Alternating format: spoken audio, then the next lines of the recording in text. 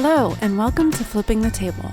Our March 2023 podcast featured Dr. Jacob Katz from Caltrout, who eloquently described the Nagiri project, through which rice farmers are building a system to recover California's greatest salmon run that depends on the Sacramento River Valley's waterways. Today, a year later, Michael talks with Tim Johnson, the founding CEO of the California Rice Commission, the nonprofit that guides the industry's evolution and marketing around the world. The crew at Flipping the Table believes the rice growers of California are pointing the way for all of agriculture to become among the most important solutions to numerous global challenges, particularly species recovery, water management, and conservation and rural economic development. Enjoy the show. A bit over a decade ago, today's guest, Tim Johnson, the CEO of the California Rice Commission, took me on a tour of California's rice country. It was a revelation, and I became a booster of rice growers for some good reasons you will learn about today. The northern section of California's Great Central Valley includes 8 counties with rice paddies, 4 of which contain the vast majority of rice acres. Those counties being Butte, Colusa, Glenn, and Sutter. There are around 500,000 acres of rice in our state. And as you will hear today, the short grain sushi rice we grow is among the best in the world. The primary reason rice growers in the state inspire me is that they are constantly proactive in trying to meet the ecological goals of the state's people. As you will hear from Tim, who is the founding CEO of the organization, the industry's proactivity stretches back decades. Consequently, California has cleaner air, millions more migratory and native birds, and most recently, as you may remember from my March 2023 podcast with Dr. Jacob Katz, Riceland is providing the means to bring back the state's most important salmonid runs. Of course, rice is not completely benign when it comes to the environmental impact. Conventional rice growers still use chemicals. Some can be toxic, but they have been continually reducing to work toxicity over time through changes in chemistry and the time of use. They do use a lot of water, but unlike the common misunderstanding, they are actually borrowing most of the water because that which does not evaporate is flowing back into waterways that feed the Sacramento, or in some places descending back into the aquifers via subsurface flows. It is important to remember that the Sacramento Valley was always a giant floodplain, soaked for much of the year due to runoff from the southern Cascades, including Mount Shasta and Mount Lassen, and the northern Sierras. Very few places on the planet are better situated to grow rice than the Sacramento Valley. Tim lives in the foothills of the Sierra, grows wine grapes, is a fly fisherman, and a family man. He is also a very astute student of the political environment and state and federal policy. He works amidst the battles over water, species regulation, and greenhouse gas emissions. He listens, is not reactionary, but measured, thoughtful, and I would say wise, as evidenced by the groundbreaking holistic research initiative his team has spawned with UC Davis. I believe he is an example of the type of agriculture industry leaders that the world needs because he seeks win-win solutions and is not prone to avoid answering questions, blaming others, or resisting the need to evolve as an industry. His crop, unlike some, has many advantages, and thus rice growers' proactivity is easier to achieve than, say, for the lettuce growers in the state's Central Coast salad and fruit bowls, where food safety laws require growers to exclude wild animal species.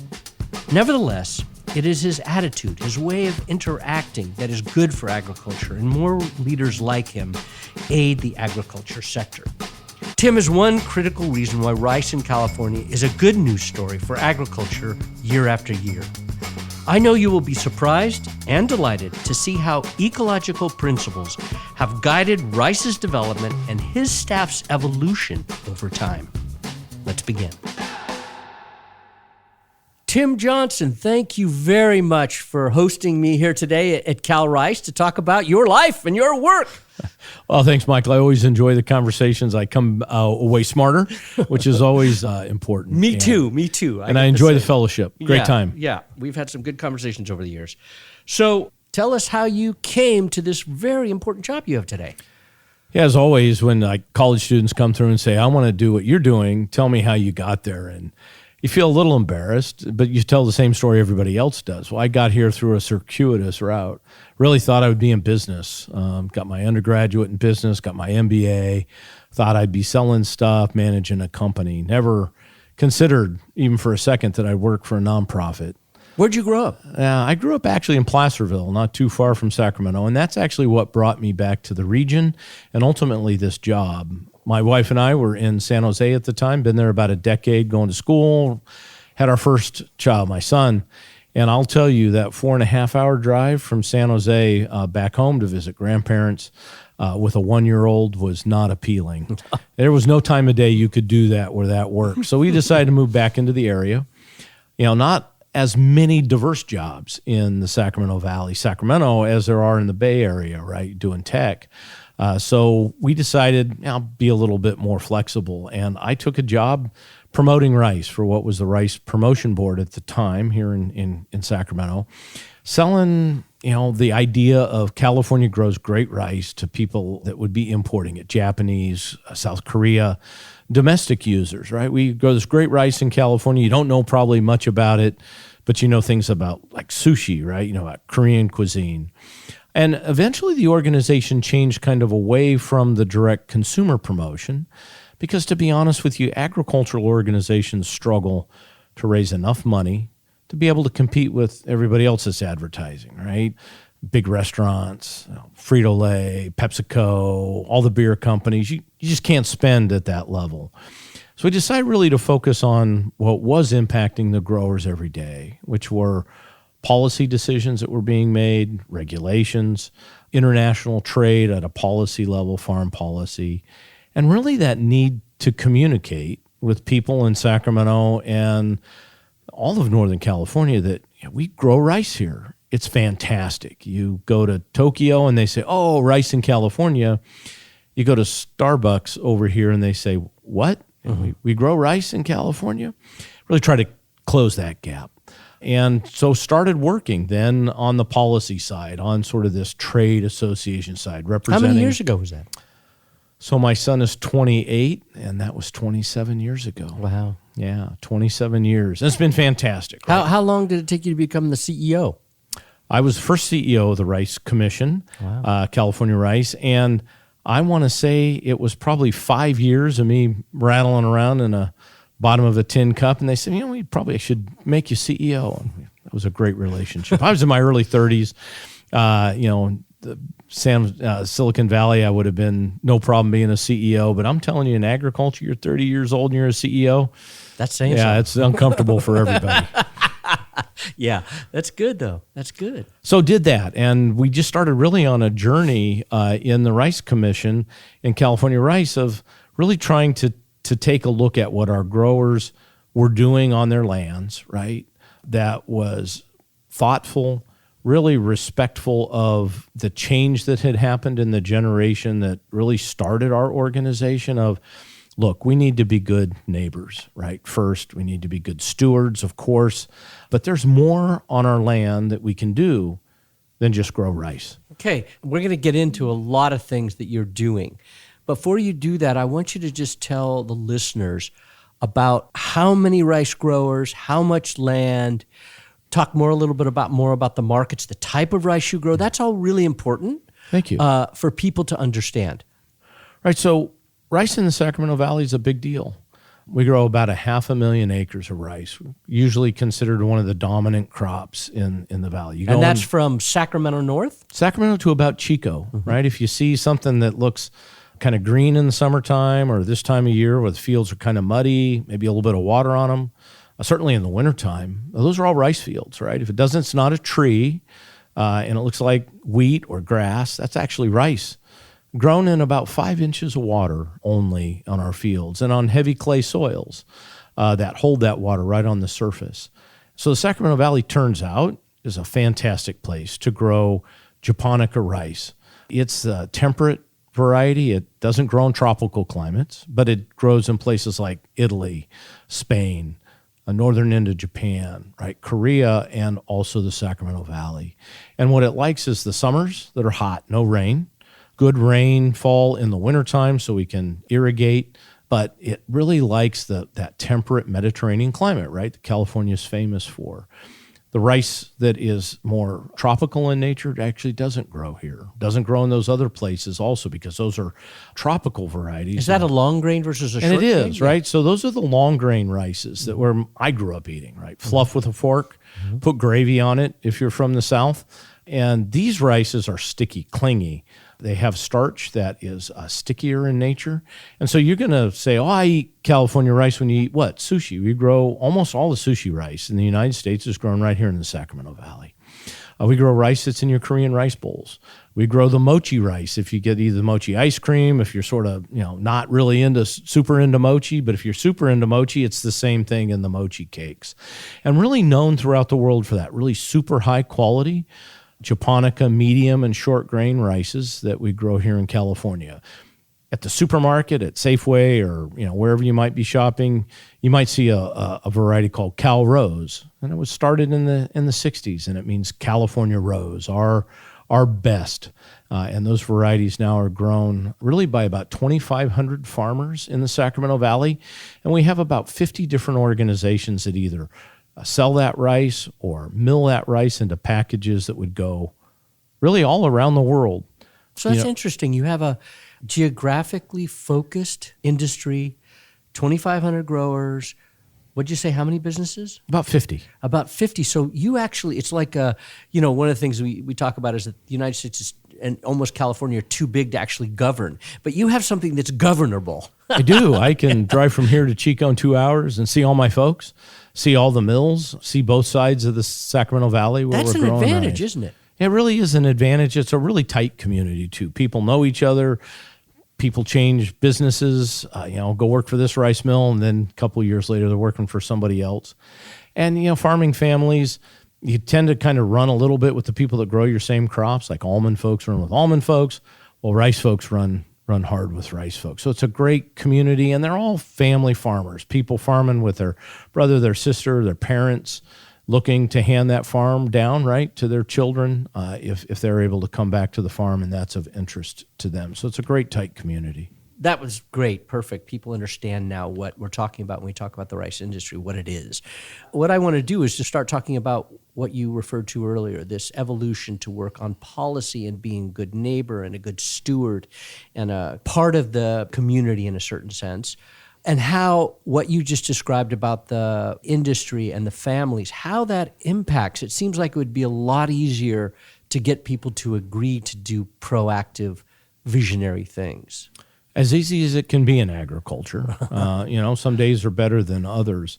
But yes, the close sense of community, the real thoughtful portion of our industry, sort of like my father's generation, who said, look, we can't burn rice straw anymore and impact our neighbors. That was what we were known for. And what year right? was that? Because I was, in the podcast we did about this earlier, I was saying, when I was a kid in San Jose, we used to see the smoke. At a certain time of year, we knew when they were burning rice. 80s and 90s, right? We were burning all the way through there.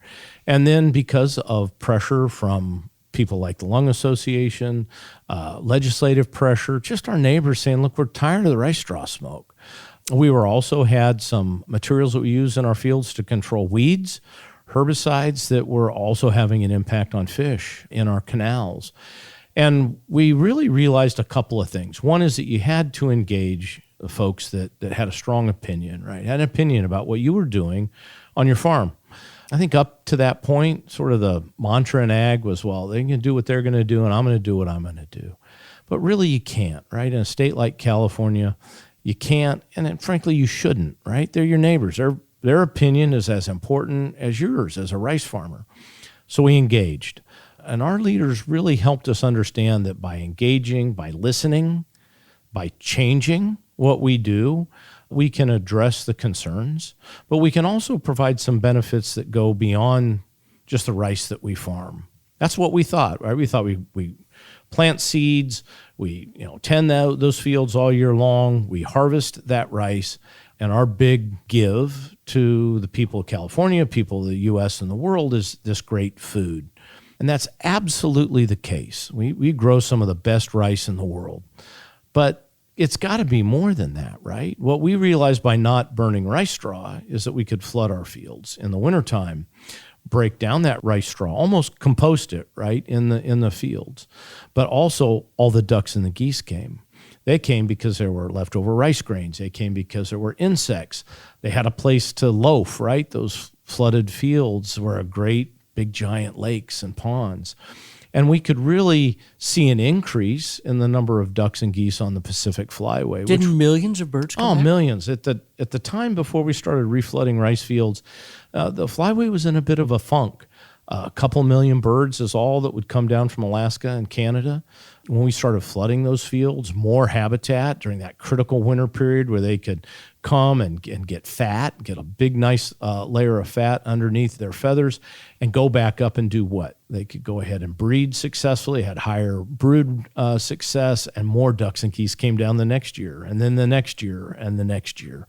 And so that practice of not burning and flooding not only helped recover the Pacific Flyway, but it changed how my growers think.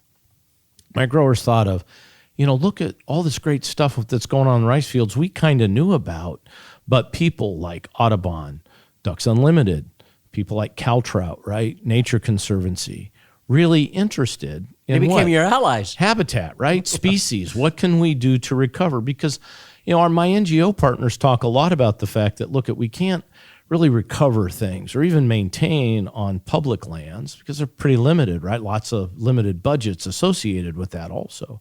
But if we can partner, right, with private landowners, give them sort of this is what the species needs, work with the farmers to hear what practices they can and can't do. We can find that middle ground and work to really turn my growers from rice farmers into rice farmers and conservationists, right? And that's how they see themselves today. Our fathers showed us it could be successful. And now my new generation of growers, right, the children of those guys and ladies that started California Rice 28 years ago, they're coming to us saying, we've got some other interesting species like giant garter snake or greater sandhill crane or tricolored blackbird. We've got duck programs. Can we do a tricolored blackbird program? What can we do for giant garter snake? And so they're really seeing their own farming operations, which is what we call a farm, right? We call it an operation. They're seeing their farms as food and all of these conservation activities. And it's becoming increasingly important from a bottom line perspective, but it's increasingly important, I think, as the state of California, the country, the world starts to deal with things like climate resiliency. We know the water thing's going to be up and down. Farmers, they know that, right? But if you're a giant garter snake and you're in Colusa County and it's 2022 and you had no water in rice fields, you had a worse day, right, than species that had water on the other side of the Sacramento River. And so that rice fields, those working agricultural lands, rice in our case, really specifically managed to those habitat needs for resiliency. I really think looking forward in the next 28 years, right, past my tenure here, that's what we're going to see rice farms for. We're going to value it for those benefits just as much as the sushi we eat here at McCooney's. Yeah, that's very interesting, the transformation in thinking from the generation that innovated and then the ethic that kind of landed within the psyches of all these younger generation farmers who now are picking out projects in a certain way to be conservationists. That's really wonderful. It reminds me of something that Jacob Katz, the Nagiri Project, which we talked about last year, which is a project we're going to get into more specifically here in a minute about what you've done with salmon, what you're doing with salmon. The fact that landowners in California, agriculture is the place where incredible amount of land is. I'm just curious when you look around, because rice is one of the most important crops in the state of California. As you said, there's 2,500 growers. You have a voice in Sacramento, you have a voice in DC. When you talk to the other commodity leaders, people that are your colleagues who represent other commodities. Are they looking at the success you've had and seeing the opportunities that they could also leverage to build revenue streams? Because a lot of these guys that have duck clubs on their farms are earning money, or photographers that come out, right? Right. Earning money. So do others see that, other commodities? I think they do. Like any community, and agriculture's, just a community of people that are like-minded. At first, change is scary, right? So we did that a generation ago. I'm seeing it in many commodities, tree crops to row crops, vegetables. Really, this idea of how are we going to add to California's bounty beyond just the food that we grow. You've got pollinator programs in the nut tree industry, something that I hadn't expected, and certainly I don't think would have occurred even 10 years ago, right? You're going to have all of this land that is going to be farmed differently, or maybe not farmed under the Sustainable Groundwater Management Act. Right. This idea that we're not going to pump groundwater at the levels we have. By necessity, that means there will be acres not planted. 500,000 to 1 million acres potentially, right? What happens to those lands? What can we do for species there? That'll be a once-in-a-generation opportunity, right? Whether you're a farmer, whether you're an NGO that says, look, we'd like to focus on these species that need some recovery or need to be maintained. And so I think growers are starting to see that success is possible. It's not scary, right? You can make friends with people like Michael Dimick, right? and have a dialogue where we learn things, where we understand that we have a lot in common, right? And truly a respect, right? Our NGO partners, we have a great respect for because they're helpful. They care about what farmers need. Similarly, we are understanding of, look, it's tough to run a nonprofit. It's tough to be able to recover a species. It's got great science, but then how do you actualize it, right? The species needs habitat that looks like a certain location next to a wildlife refuge or a certain amount of water at a certain time of year. But you don't control land. You don't really have budgets to be able to do that. How do you partner together to do that? There's just a tremendous amount of respect for our NGO partners. So that respect, and my commodity partners I've got two conversations, right? One is with the grower who goes, well, I hear that thing's going pretty good. You guys are doing a great job. Talk to my colleagues, right? The other execs. We're trying to go as fast as we can, right? Learn things from rice, trying to continue to promote the dialogues in my boardrooms that will allow us to be able to do some things that we couldn't have done in the past. So I think this would be great for the state of California. Yep. Well, there's a whole line of questions I could go into around the people that represent the rice industry and the cattle industry and the almond industry, the frontline lobbyists. I was here today in Sacramento lobbying because we want to get this bond passed. And, the cattlemen were here today. The cattlemen guys with the cowboy hats, and they were giving out cowboy hats. Hanging out with you. No, yeah. Outstanding. So we saw legislators wearing cowboy hats everywhere. It was great. But that whole world of the people that represent the big commodities of the state, they have to be affected by what you've done. They have to be thinking about how their clients can mimic what you've done in a certain way. Yeah, right. You want to be able to walk into an office, right, and say, we care about something more than just ourselves, right? And if, in the case of rice, you walk in, you say, well, there's the Pacific Flyway. Look at what rice does for, 7 to 10 million ducks and geese that come every winter and are here because of the rice fields and go back in far better shape to breed than they would have otherwise.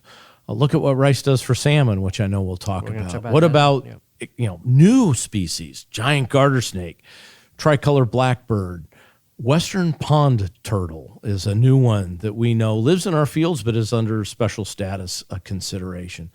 So what can we do Protection, there? you mean, by protection, special, right? Right. And so being able to walk in and have those conversations, what makes you more relevant, right? More interesting to somebody who's outside Biggs, California, or represents, Yuba City. You can go have that conversation for folks in the Bay Area, Los Angeles, right? You can really broaden that understanding and appeal. And then similarly, right, we try to get beyond our four corners of what about farming. Somebody comes to us and says, look, we've got a small business, for example, that we want to do a piece of legislation that allows tasting of soju, which is an alcohol, primarily Chinese and South Korean, that's made out of grains. It's a distilled spirit. Rice is often used. I like soju a lot. Right. That's great. And so we'll be supportive of that piece of legislation. We don't have soju bars in Calusa, but there are soju bars in Los Angeles, right? In San Francisco. Yeah. All these great places. And now we can partner, just like you were with the cattlemen, to say, hey, look, we've got some common interests. And so that really changes the dialogue in the capital, in a state that, it's easy to not understand what's going on outside your little community. Rice, it's easy to not understand what's going on outside your community in Los Angeles. But we have these common threads, right? We have these connections, much like Roots of Change have done. Look, there's some stuff that we could all do to make this better, and we can actually agree on it and work together. We hope you're enjoying the conversation. If you are, please rate our podcast and offer a review. Your voice will help us grow our listener base, which helps us sustain the funding to share these conversations with the people and organizations shaping a more just and regenerative future. A future in which the food and farm businesses are helping to solve the largest challenges of our time. Let's dive into the fish now. For those who didn't hear the David Katz interview a year ago, not David Katz, that's his father, Jacob Katz, we talked about his work with your growers to create the nurseries for salmon. Because what we talked about is that Sacramento River was the largest source of salmon in California. Largest runs of salmon came out of the Sacramento River. And that was lost for it was degraded for probably 100 years before you guys, because of mining, all these other things that happened way back in the past, and then the way that we farmed rice for many years. But that changed, as you described, and there became an opportunity. So what is going on? Describe for people what the rice growers can do to create nurseries for salmon. It's really exciting. There's kind of two pieces to it. There's what we can do in our rice fields in the wintertime, right? Not growing rice, but you have that leftover straw like we talked about. You have a way to control water in and out of a rice field. We do that all year long and certainly can do it in the winter. And the idea is in these bypasses. If you're familiar with Sacramento, you come from the Bay Area. On Highway 80. You get to about Davis, and all of a sudden there's like all this water, and you're not sure it's the river, you're not sure it's not the river. Then you get to the river, and you're like, well, what was that? Well, that was the bypass. That was the area that we've set aside to say that when the river runs really high, we'll continue to primarily provide flood protection, right? And we'll shunt the water further up north around Sacramento in these bypasses. So it's very wide, very shallow. And what happens in the rice fields in those areas is that we know that if you put a little bit of water, about 10 inches, you let the sun shine on it, all of that carbon from the rice straw will actually start the natural processes that were once so abundant in the Sacramento Valley. Yeah, because this was a huge floodplain. Yeah, from really foothill to foothill, right? You would look down. There's a book back in the 1870s written by a guy named William Brewer. I would suggest it to anybody. And he talks about how the Sacramento Valley was flooded from Fairfield, all the way up to the foothills in Folsom. Because the river flooded, and it did it every year, right? Sacramento, the Feather, the Yuba, all these rivers. And so now the floodplain in the Sacramento Valley, it's really rice. It's rice in these bypass areas, but it's also rice outside the bypass areas.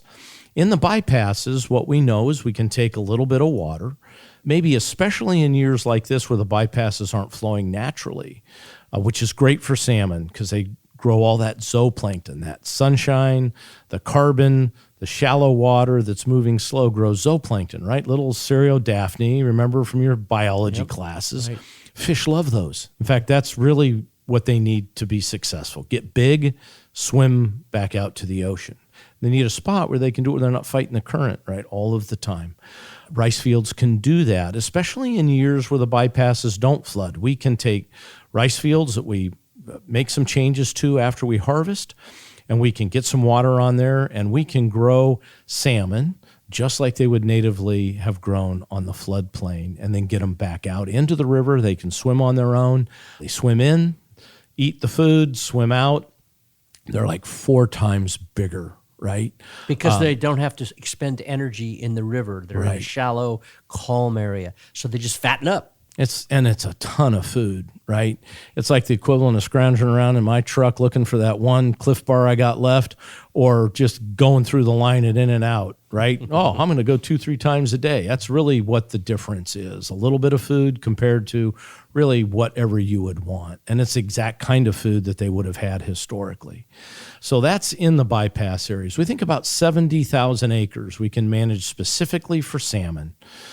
Outside the bypasses, so outside those big levees that are really where they're not for farming. We farm there now, but that's not where they were built. They were built to protect cities like Sacramento from flooding, right? Yuba City, Marysville, all those towns. Outside those areas, we can flood the fields. Not going to get a salmon in there, but what you can do is grow those zooplankton, and then we just release the water up to 4 times and get that zooplankton back in the river. Oh, so you're flushing the flat spots to put the food in the river. Right, exactly. So they have a lot more to eat. Lot more. So we can, in the bypass areas, do about 70,000 acres. We're in nurseries for fish. In those areas outside the bypasses, we think there'll be a couple of 100,000 acres. Wow. In addition, that we could just grow that zooplankton and flush it back out to the river. So who would have known? You take a rice field. We knew what we could do for ducks and geese. We never thought, before somebody like Jacob came and said, look, Sacramento Valley used to be a floodplain. We got all these rice fields hanging around out here. We've got some refuges. Can we replicate that? Maybe not at that same giant scale, but at significant scale. We're not talking 10 acres or 100 acres or 1,000 acres. We're talking 250, 350,000 acres of rice fields in the wintertime managed specifically for salmon food and for salmon rearing. It could be a game changer. We really think it could be. Bring back, I don't know, I'm not a scientist, and Jacob didn't say this, but he did say that he thinks it could be the recovery of the salmon. Really could be. Yeah, and salmon isn't the only thing, right? There are a lot of other species that you're mentioning. I mean, why don't you, because there are mammals that live off the salmon. There are all kinds of things that are going to happen. All kinds of things. Another fish that kind of become important is the green sturgeon, right? Not maybe as kind of flashy as the salmon, but they need passage through those same bypass areas. We know that giant garter snake, it's about a 3.5 foot, now black and yellow striped snake, specifically live in the canals that feed the rice fields. They forage in rice fields. We've got a lot of invertebrates there. We've got a lot of amphibians, small frogs, tadpoles, things like that, crawfish. They'll eat those. Very dependent on rice fields. We know that we have the giant or the greater sandhill crane that I talked about. We also have a really cool bird, one of my favorites, that is considered threatened, and it's called a black tern. It's a smaller of the tern species, but it's a charcoal dusky color, and they actually will nest right in a rice field and then feed in the canals and ditches around there. So programs that our growers can implement on their fields, we just really partner with our NGOs. In this case, it would be something like Point Blue Conservation Sciences, and say, okay, what do shorebirds need? What do black terns need? And say, well, they need nesting habitat that looks like this. When we tell our growers, hey, could we do these couple of things? Oh, sure. We may need a little bit of money to do a thing, but we can absolutely do that. And so rice fields are really uniquely connected in the Sacramento Valley. And in California is that crop that can replicate those once abundant wetlands, 95% of which are now gone, but that 500,000 acres of rice can really be that surrogate wetland at a time when climate change is really whipsawing not only farmers, but also all of these species. Yeah, it's a very good turn of events. It gives me tremendous hope. And the scale that you're talking about, I mean, 300,000 acres. I mean, that's stupendous. There's going to be a lot of species living in that much ground. One of the things that I thought of is we were talking before we started recording about the Sites Reservoir, which is the first reservoir that is scheduled to be built in probably 40 years in this state, which has taken years and years. But Governor Gavin Newsom actually threw his weight behind making that the first project to be supported by this accelerated CEQA process, which is CEQA has been argued on all sides For many years, the enviros never wanted to change it. The growers wanted to change it, so it was a fight. But it's really interesting to me, the fact that this project has been approved by a governor who is probably perceived as more on the environmental side. Right. But he has backed this. And I wonder if it's, in a certain sense, because the Upper Sacramento River Valley area, which is predominantly a source of rice, and the industry is the predominant industry in a certain way. I mean, you guys have done a good job, so it makes it easier for a political leader to do something that's going to benefit both growers and environmentalists, because he's got somebody who's been doing a lot of good stuff, and it's an easy fight for him to make. Yeah, I think it is an easier case to make to the public. There's certain folks that, always will want more water storage, just because it's more water storage. There's certain folks that are, kind of anti, taking water from anywhere it's at and put it someplace else. Let's set that aside for a second. Let's talk about the people in the middle, right, who can say, I'm interested in supporting projects, right, that kind of make sense, that don't just kind of benefit somebody specifically. And I think sites in the Sacramento Valley make particularly good sense.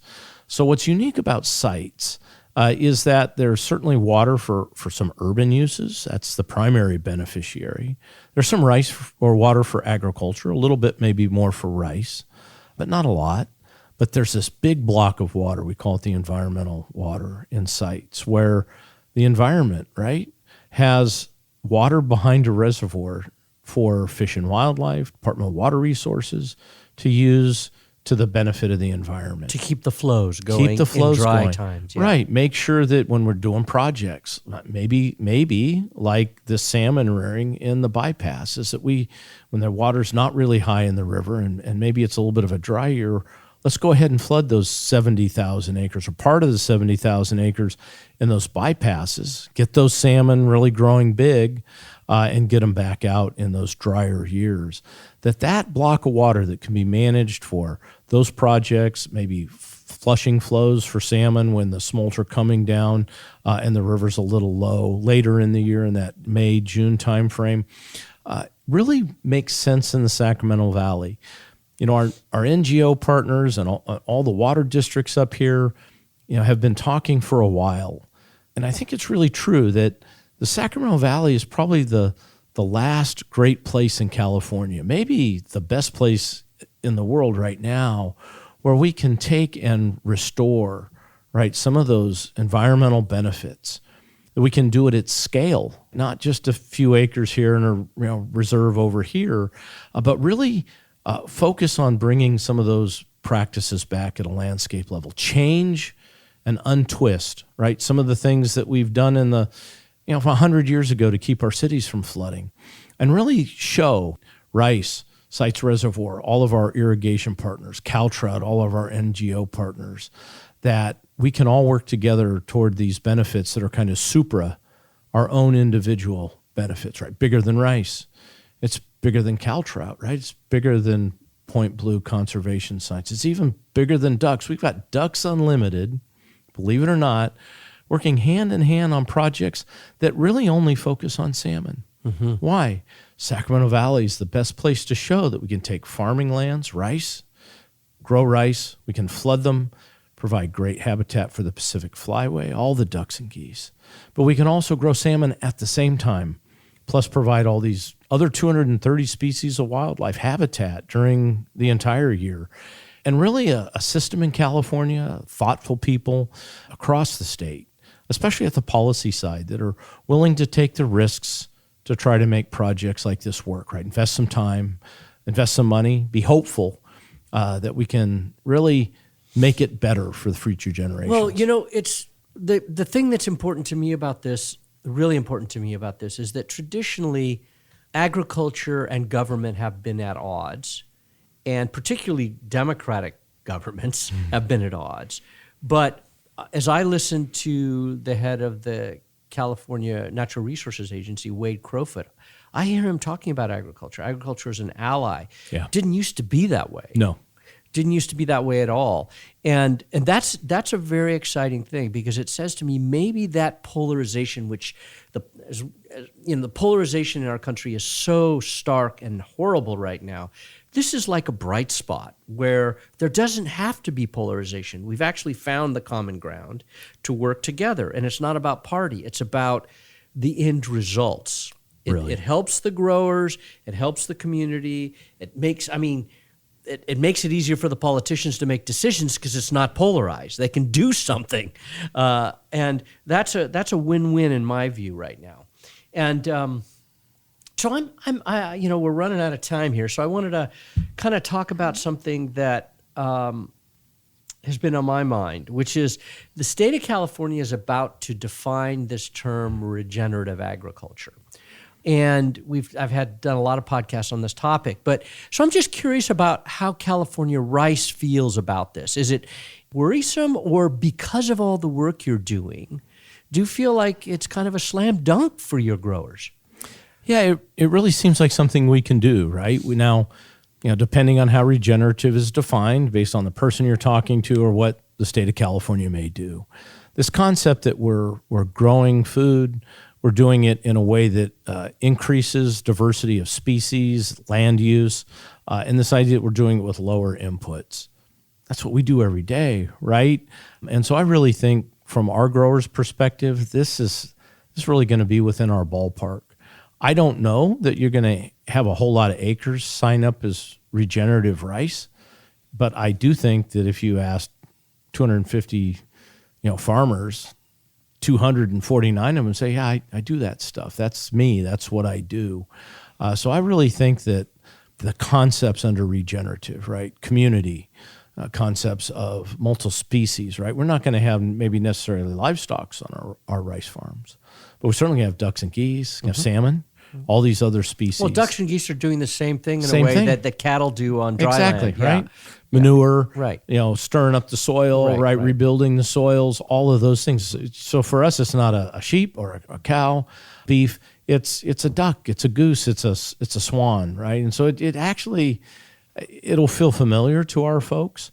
But importantly, I think from my perspective, it also, I think, the dialogue around regenerative agriculture, this idea that we need to value, right, the uses of those lands in a way that may be beyond just going and buying a bag of rice or a cheap box of cereal, that there's really value to us as a community, to us as Californians, beyond just the lowest priced food that we can put on the shelf, right? It's important to who we are. It's important, in Santa Cruz, we're living in Willows, right? You want a good place in California where cool wildlife lives, and we can use those lands beyond just farming fence row to fence row. And my farmers are all about that.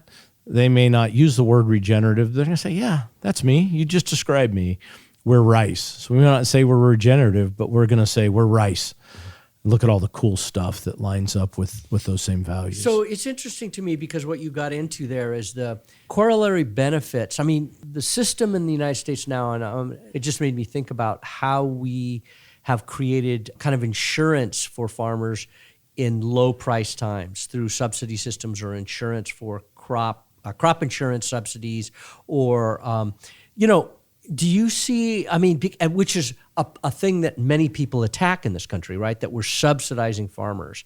I've always believed that we need to, because you need to keep food prices at a certain level, and you got to balance out the natural ebb and flow, the ups and downs of a marketplace. And it's very hard to keep a business alive. Very hard. Cattle right now, prices are great, but a few years ago, prices were terrible. And so it's really hard to handle this. So there needs to be ways to regulate the variability of markets in order to make it viable to run a business that's already unpredictable because of weather and all the other things that are going on. International trade, yeah. Can't ship rice to the Middle East. Or a commodity, right? A COVID that shut down all the shipping. It's just crazy, right? So do you see a time where we could change the subsidy system to pay farmers for these ecosystem services, which everybody can say yes to, rather than say for insurance or other things? I know I'm putting you on a limb here, but No, I understand. It's a great question. People ask me too. They don't really understand why we would support farmers when prices are low. And I think you've hit it, right? Crop insurance is an item for us that we really focus on. And frankly, when prices are really, really low, or you can't farm because of too much rain or too little rain, like we had in 2022, it's simple. It keeps you in business. You can farm the next year. We've got family farms, right, that have expenditures of millions of dollars in expenses, right? And if something goes wrong, there's no safety net outside of crop insurance. Crop insurance, right? I think you need that. What we're starting to see is beyond sort of those base levels, we are seeing an increase in incentives, right?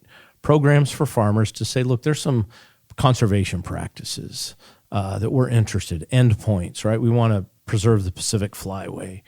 We want to enhance salmon habitat, maybe in the case of rice. Well, where can we allocate some dollars, right? Maybe some reallocated dollars, maybe some new dollars, right? Public dollars, right? Climate Smart Commodity Program, which is kind of popular now, came out of additional spending, right? And farmers have accepted that. They've said, look, yeah, we can do some practices to reduce greenhouse gas emissions on agriculture.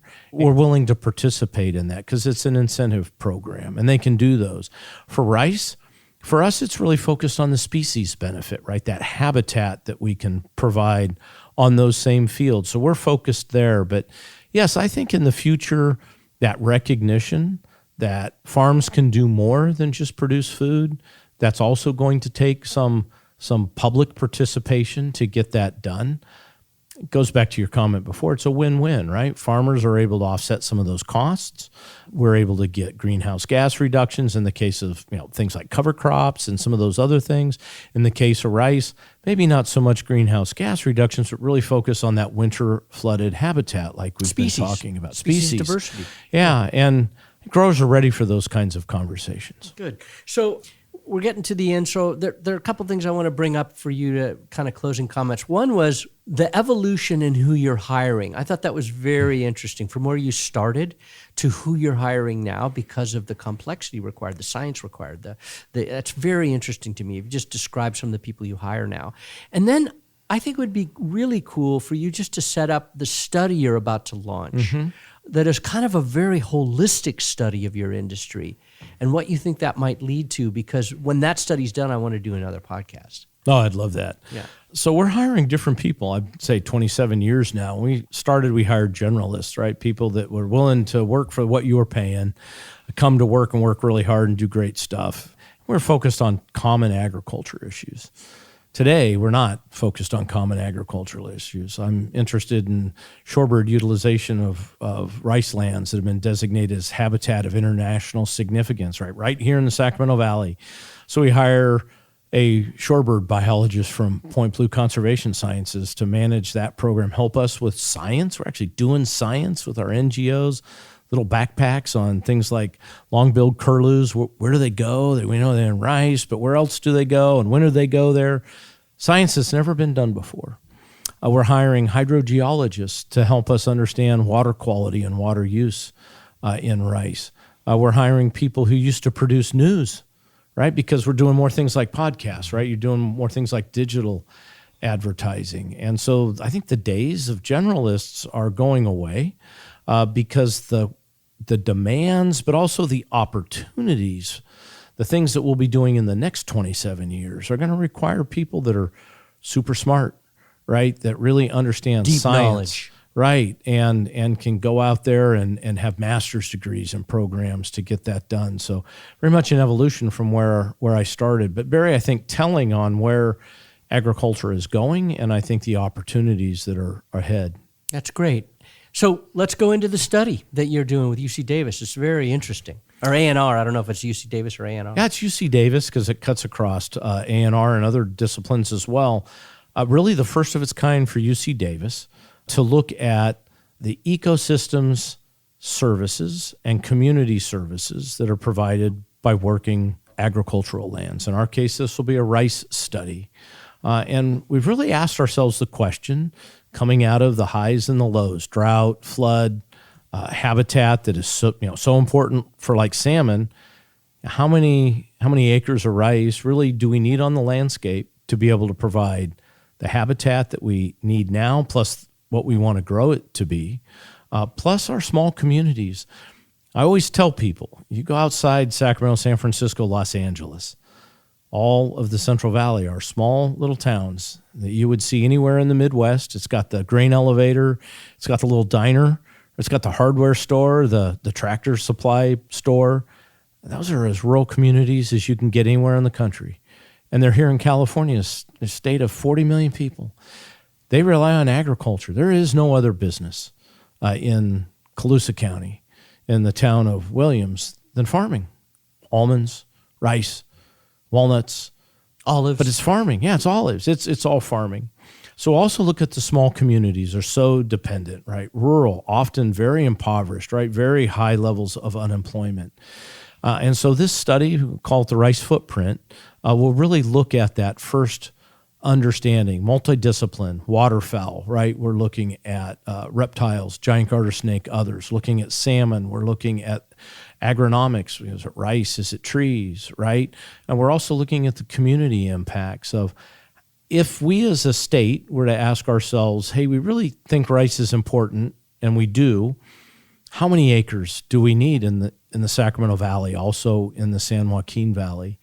Our next phase in about 10 years is going to be, where exactly should those acres be, for which species, and close to what things like wildlife refuges, et cetera, and really dial that into, we need a program of 30,000 acres for giant garter snake within 10 miles of the Sacramento National Wildlife Refuge, for example, and really be able to dial that in. That's a way different discussion than how much rice should we grow and should we send it to Japan or South Korea. Yeah, it turns it all around. It actually is the realization of this idea of the working lands, the multiple benefits that agriculture can provide, that Karen Ross and you and others have been saying for years. We can do these things. It's going to make it real clear in scientific terms. And that could be transformative for the whole world, really. I think so. The benefit of being in a place like California is that the competition, right, water, land, habitat is so intense. And we have this great agricultural place also, right? Unlike really any place else in the world do we grow the diversity of crops. Things like rice, and at the same time you're talking about growing things like pistachios. How can we do it here at scale, right? And really change systems in a way so when folks come to UC Davis, send their kids to UC Davis, they're studying not only about rice, but rice and conservation, right? Rice and very specific habitat and economic benefits. Development. Right. Economic development, small towns throughout our valley.